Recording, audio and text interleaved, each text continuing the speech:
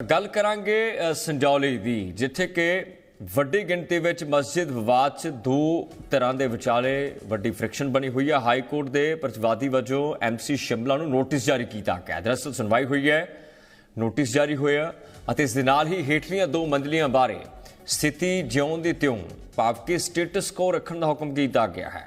Court ने उपर दे हिस्से नूं हटाउण दे हुक्म दिते ने, रहिंदे हिस्से नूं हटाउण लई वक्फ बोर्ड तैयार है। मामले में लैके 9 मार्च को अगलेरी सुनवाई होएगी।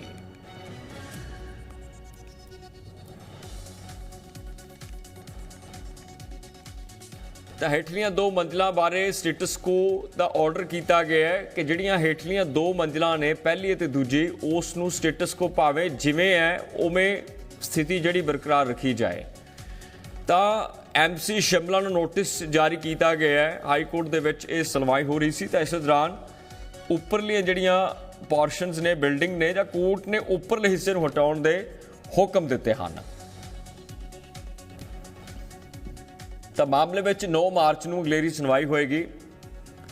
रहिंदे हिस्से नूं हटाउण लई वक्फ बोर्ड भी तैयार है क्योंकि इस केस दे विच वक्फ बोर्ड नूं भी जिहड़ा वो पार्टी बाकायदा बनाया गया सी।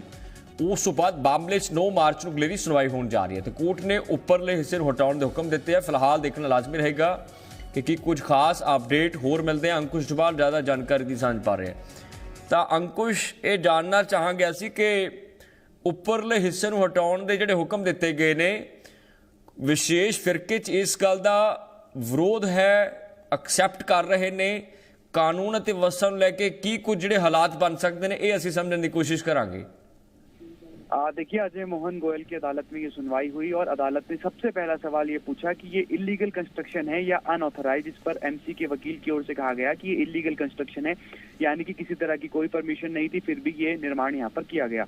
इसके बाद अदालत ने कहा कि ग्राउंड फ्लोर और फर्स्ट फ्लोर पर यथास्थिति बरकरार रखी जाए, जिसे वो 9 मार्च को सुनेंगे। लेकिन जो शेष एक मंजिल बचती है और उसका अगर माना जाए तो तकरीबन 1.5 मंजिल का हिस्सा जो बचता है उसे जो है वो वक्फ बोर्ड संजौली मस्जिद कमेटी को वहां से हटाना होगा। इसके लिए वक्फ बोर्ड ने भी हामी भरी है। अदालत ने ये कहा कि वो इस पूरे मामले को 9 मार्च को सुनेगा और इसके अलावा MC को भी जो है वो नोटिस जारी किए हैं। अगली सुनवाई में MC पूरा स्टेटस लेकर जो है वो अदालत के पास पहुंचेगा कि क्या अभी संजौली मस्जिद में स्थिति है।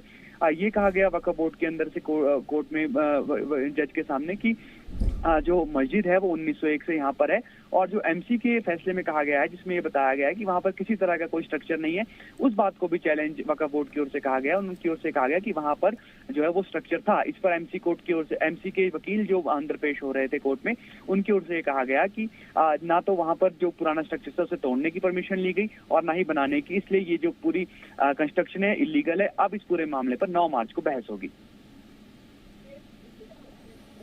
ठीक है, बहुत शुक्रिया ज़्यादा जानकारी दी साझा करने वास्ते।